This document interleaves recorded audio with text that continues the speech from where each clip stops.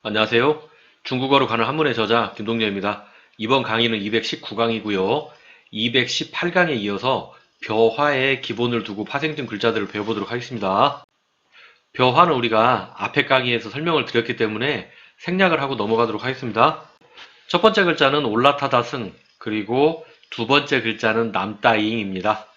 올라타다 승자가 사실은 굉장히 복잡하게 보이는데 잘 뜯어보면 그렇게 복잡하지 않습니다. 자, 예를 들면은 이렇게 글자를 쓰면 벼 화자가 보이죠? 근데 좀 이상한 부분은 우리가 벼 화자를 쓸 때는 이렇게 붙여 쓰는데 이 가운데를 벌려놓은 모양이죠?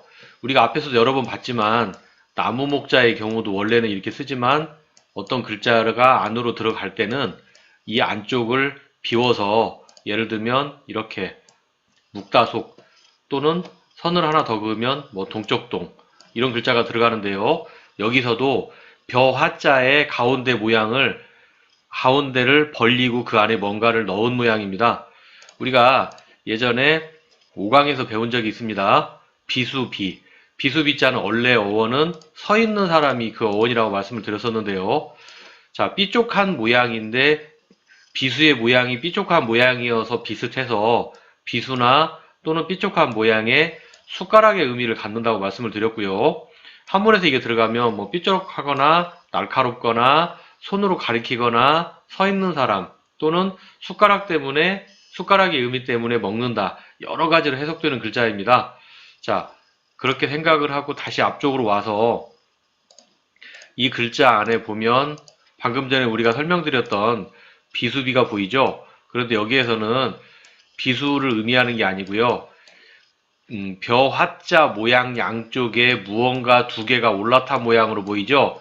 사람으로 치면 두 사람이 나무 위에 올라간 모양인 것입니다. 나무 위에 두 사람이 올라갔다.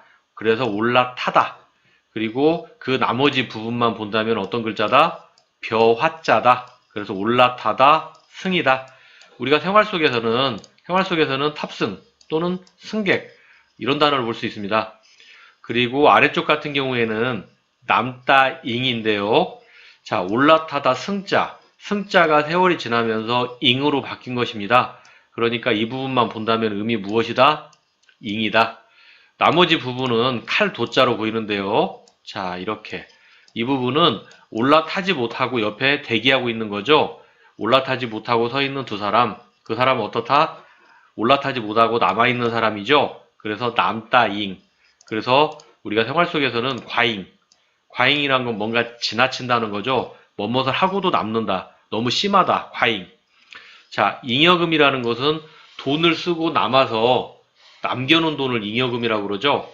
그래서 올라타다 승, 남다 잉을 배웠습니다. 자, 다음 글자는 세금 내다 조, 그리고 이동하다 이입니다. 세금 내다 조, 음이 조이죠. 자, 이 글자를 뜯어보면 오른쪽에 이게 들어있는데요. 이것은 또 차가 세월이 지나면서 이렇게 조로 바뀐 것입니다. 이거는 우리가 예전에 앞에서 배웠는데요. 32강에서 이 글자의 원래 어원은 뭐다? 비석이다. 원래 어원은 비석인데요. 자, 여기에 이렇게 보면 비석이 보이죠? 자, 비석을 형상화한 글자인데 뜻을 가차하여, 가차라는 건 빌려서 또라는 의미로 사용이 된다고 말씀을 드렸었습니다. 자, 다시 앞쪽으로 와서 방금 전에 설명드렸죠? 또 차가 음이 조로 바뀌었다. 뜻을 나타내는 부분은 왼쪽에 있는데요. 왼쪽에 보면 벼 화자가 보입니다. 이 벼에서 어떤 의미가 왔다? 세금을 낸다. 지금은 우리가 돈으로 내지만 예전에는 현물로 냈고요. 그 현물 중에서 벼로 세금을 냈었습니다. 그래서 세금 내다 조이고요. 우리가 생활 속에서는 조세, 세금 내는 거죠. 그 다음에 아래는 이동하다 이 있네요. 신규로 배우는 글자 하나를 배우도록 하겠습니다. 자, 전역석자가 두 개면 어떤 뜻이다? 많다라는 의미로 사용된다. 많다다입니다. 자, 한번 써보도록 하겠습니다. 자, 하나만 사용하면 어떤 의미다? 전역석이다. 두 개를 사용하면 뭐다? 많다다이다. 만약에 위에다가 이 전역석 위에다가 만약에 선을 하나 그으면 무슨 글자다? 주글사변이다. 우리 이렇게 배웠었습니다. 그래서 많다 다. 자, 이 다자가 세월이 지나면서 음이 뭘로 바뀌었다? 이로 바뀌었습니다. 그래서 이 다자가 세월이 지나면서 이입니다. 뜻을 나타내는 부분은 왼쪽에 있는데요. 우리가 모내기를 하기 위해서는 모판에서 벽실을 키운 후에 논으로 이동을 하죠. 그래서 벼가 어떤 의미를 갖게 된다? 이동한다는 의미를 갖게 됩니다. 그래서 우리가 생활 속에서는 자, 이사 또는 이동 이런 단어를 볼 수 있습니다. 그래서 세금 내다 줘, 이동하다 이를 배웠습니다. 자, 다음 글자는 씨앗종을 배워보도록 하겠습니다. 씨앗종. 자, 오른쪽에 보면 음을 나타내는 부분이 있는데요. 무겁다 중자가 있죠? 중이 세월이 지나면서 종으로 바뀐 건데요. 자, 무겁다 중은 예전에 우리가 57강에서 배운 적이 있습니다. 이 글자를 쉽게 쓰는 방법으로 제가 설명을 드렸었는데요. 자, 이렇게만 보면 무엇다? 이렇게만 쓰면 술의 차입니다. 여기까지만 쓰면 술의 차. 그런데 여기에 위와 아래에 이렇게 선을 그어주어서 어떤 단어가 되었다? 무겁다 중이 되었다. 술의 차에다가 획순만 추가하면 어떤 글자가 된다? 무겁다 중. 이렇게 배웠었고요.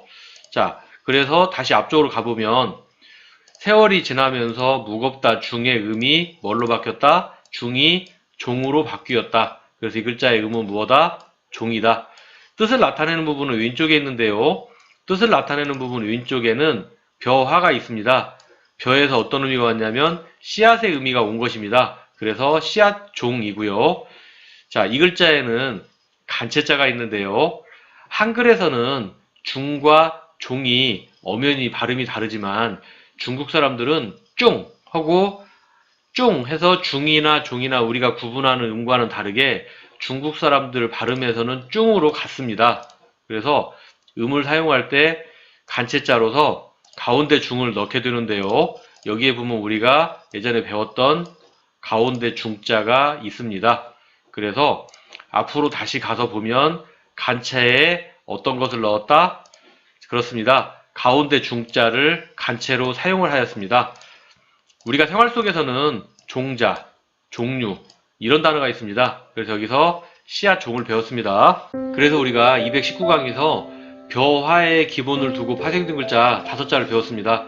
이번 강의 여기서 마치도록 하겠습니다. 다음 강의 뵙도록 하겠습니다. 감사합니다.